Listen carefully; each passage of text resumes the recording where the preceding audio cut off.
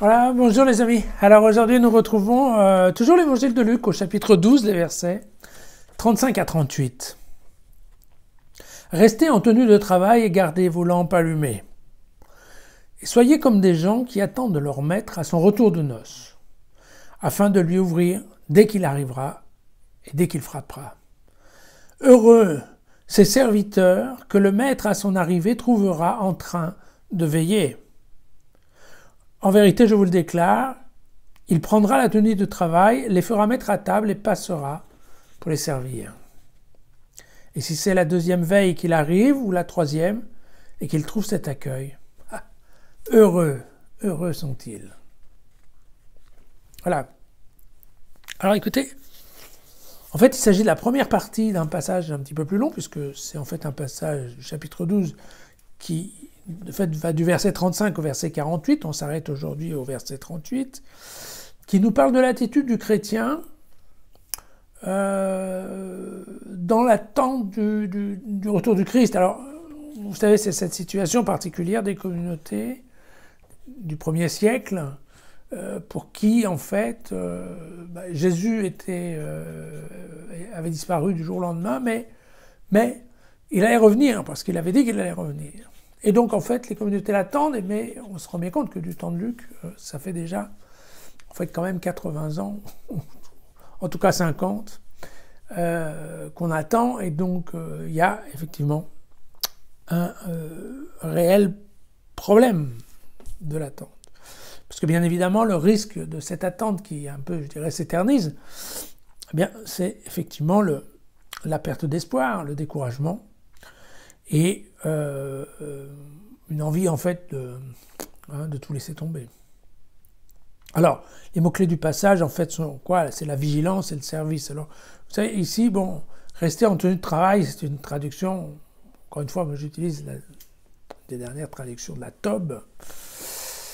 Et bon, parfois, ce n'est pas forcément une traduction très rigoureuse, très littérale, n'est-ce pas? Parce que la traduction un peu plus littérale a à voir avec se ceindre ses reins, qui en fait serrer la ceinture. L'idée c'était quoi? Vous savez, il y avait une ceinture, tous les gens un peu simples, enfin les travailleurs, ils avaient une tunique qui était assez longue, et en fait ils avaient l'habitude de remonter un petit peu cette tunique, de la passer, vous voyez, de faire en sorte que la ceinture remonte et déborde un peu, de façon à raccourcir la tunique, pour que les gens soient plus à l'aise pour travailler ou pour marcher. En fait, c'est ça. C'est l'idée de se ceindre les reins. Et au contrario, à la fin de la journée, quand le serviteur était tranquille, alors en effet, il pouvait desserrer sa ceinture. Et on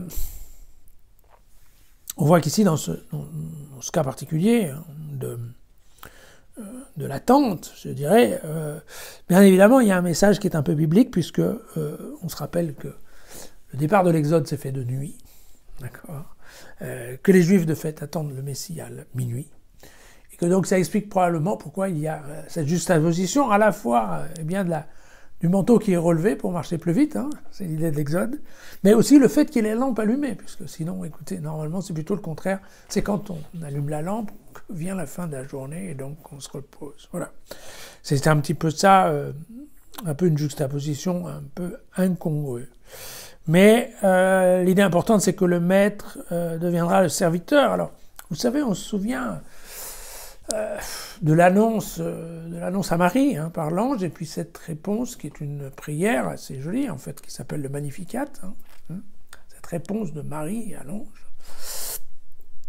Je ne sais pas si vous vous souvenez exactement les termes, mais ce qui est certain, c'est qu'au verset 51 et 52, elle nous dit ainsi: « Il est intervenu de toute la force de son bras, il a dispersé les hommes à la pensée orgueilleuse, il a jeté les puissants à bas de leur trône et il a élevé les humbles.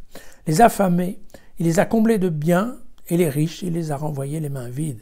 Il est venu en aide à Israël son serviteur, en souvenir de sa bonté, comme il l'avait dit à nos pères, en faveur d'Abraham et de sa descendance, pour toujours. » Et donc, oui, c'est bien là, on a eh bien, l'introduction, je dirais, Magnificat, de cette pensée, qui n'est pas exclusive de Luc, mais qui est assez marquée chez Luc, qui est qu'il va y avoir un jour, c'est lié probablement en effet à la fin ce qu'on appelle au temps, au temps de la fin du monde, le jugement dernier, il va y avoir dans le royaume, il y a un renversement de priorité, il y a un renversement d'importance, il y a un renversement un petit peu de tout.